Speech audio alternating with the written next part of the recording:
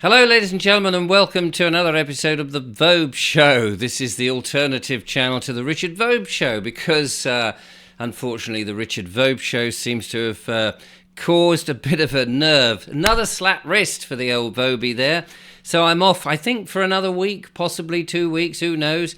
We'll soon see. But in the meantime, of course, the shows will continue over here. So thank you so much for subscribing and being part of it. As you can tell, I've got a little bit more of my energy back, and now I've got my voice, which is pretty much back. Not quite, but nearly there.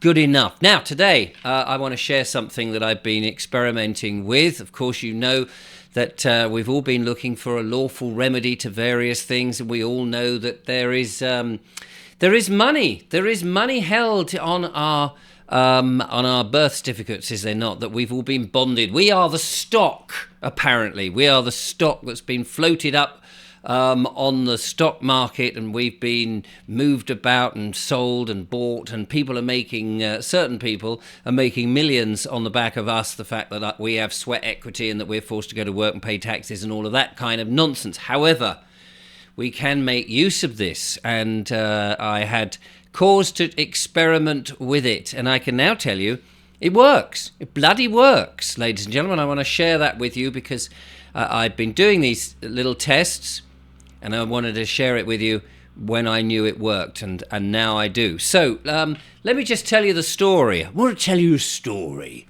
So what happened was some months ago now, my water company emailed me. No, they wrote to me. They wrote to me in a letter, and they said to me, there's been a breach, a data breach. Nothing to worry about, but some of your data has been stolen, but isn't nothing to worry about. We're going to fix it. And I thought to myself, what do you mean there's nothing to worry about? You've got data about me, and it's been stolen. It could be used for fraudulent purposes. I'm not sure I'm very happy about that. What do you mean? And so I thought to myself, let me think. I pay by direct debit for my water, like a lot of people would do. It's their preferred method, is it not, after all? And I thought to myself, I think I would rather pay on a monthly basis where I write the check when I'm good and ready. And so you're not actually going to be having my data. And what kind of data would they have? And I worked out, of course, they must have my bank details, they'd have my name, my address, potentially my date of birth, all these sort of stuff that fraudulent people might find useful. So I thought, right, I shut off the direct debit, wrote to the bank, said to the bank, no thank you, turn that direct debit off. Well, within 3 days, I got a bit of paper from my water company going, well, I notice you've turned off your direct debit. You owe us now the whole year in one lump. And I thought, right, okay, do you know what? I'll pay it, but I'll pay it with my Sestacave trust. Pardon? No, I'm not going to pay it out of my own private funds. Something to do with me. You're a utility. I'm going to pay it out of my Sestacave trust. How is that possible, you might say? Well, it is possible because you can do this.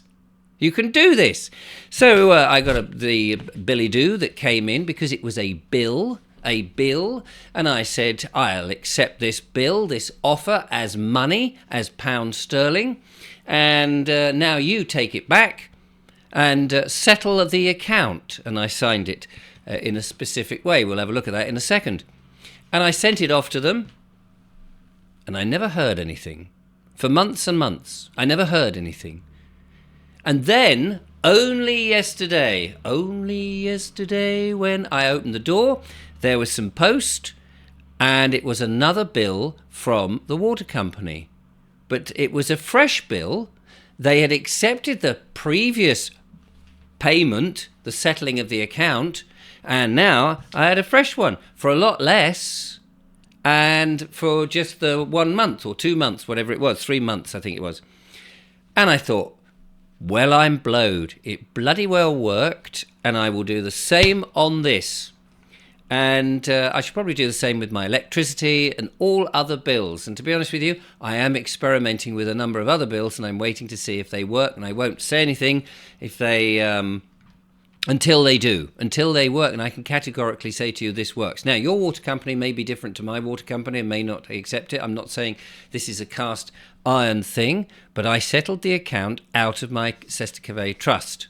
That's how it is. How is that possible? Let's have a quick look, because some months ago I interviewed a chap from Australia called Mike Holt, and he was talking about common law, and one of his websites shows you exactly how to do it. You may already do this yourself, but if you're somebody who is worried about the bills coming in and you've got too much money going out and you think, well, actually, it shouldn't come out of my private account, why not pay it out of your Sesticave trust, which there's millions sitting there?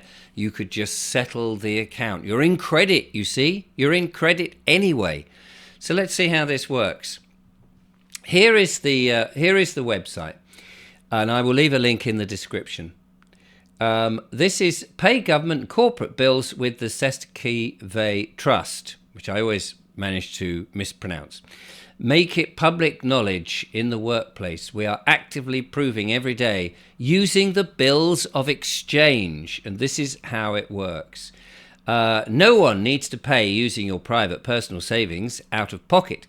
Every bill received is in the capital name trust, where we all have hundreds of millions of dollars available, but hidden from us by the CEOs of banks, insurance companies, the government, and so on and so forth. So then it tells you what the Sesticave Trust is, but never mind all that. The key takeaways is that the French, the Sesticave, means he who lives. The legal term describes the person who is the beneficiary and has the rights to property in an estate. Sesticave is often used today in life and health insurance policies, where instead of the beneficiary, it refers to the insured. Anyway, never mind, you can read all of that. The point is you can pay it off. So what did I do? Here is an example. Let's have a look. The bill comes in.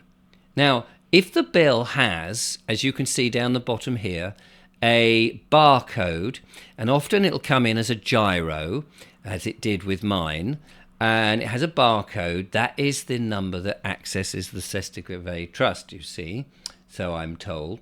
And what you do is you write on it in blue here, as you can see. So in other words, it says this bill offer is accepted as money. For the, in this case, dollar amount, I put pound sterling, shown here. And an arrow goes to the amount that they're asking for. In this case, it's some 5,000, what is it, 864 pounds. Now take it back and use the remittance to settle the account. Then you sign yours honourably, because you want to be honourable, the equitable beneficial named estate trust title holder, and you sign and you say without prejudice. Now that may look a bit scruffy there, but that is actually what you send back, and the words on the page is here. I'll send you the link, don't panic. This bill stroke offer is accepted as money for the, in our case, pound sterling amount shown here, arrow to the amount. Now take it back and use it as remittance and settle the accounts. Yours honourably, and you put your first, middle and surname. Equitable beneficiary, named estate trust title holder. You sign, you put not the trustee, and you put the date without prejudice. And it works. It worked for me. There's no reason why it shouldn't work for you. And the website has lots of other things. It talks about promissory notes and other bits and pieces, which will be very useful, I am sure, for you, my lovely, gentle viewer. And I'm sorry this isn't on the other channel, on the big channel, because I'd love everybody to know this, that you can settle these accounts. So I should try this with the electricity company. Now, there may be people who've tried this, and some companies will say, oh, I can't possibly accept this. This is part of the Bills of Exchange Act 1882, as I understand it. And it all comes to, and it becomes, when you sign it, you see, you're not paying. You've got to get this right into your head. You're not paying, you are settling the account, because you're already in credit. You are already in credit. And what happens normally is you get these little gyros, you know, these things, and it says pay whatever it is, and you look at it and you go, oh, I've got to put, and you write a check, or you send the cash, or you take it to the post office and pay it there, and what have you. Well, actually what happens is you're paying twice, because the company, the water company in my case, would already be taking that money from your Sesticave Trust, and then you paying them a second time. So don't pay them out your private funds. Don't let them get away with it, for goodness sake.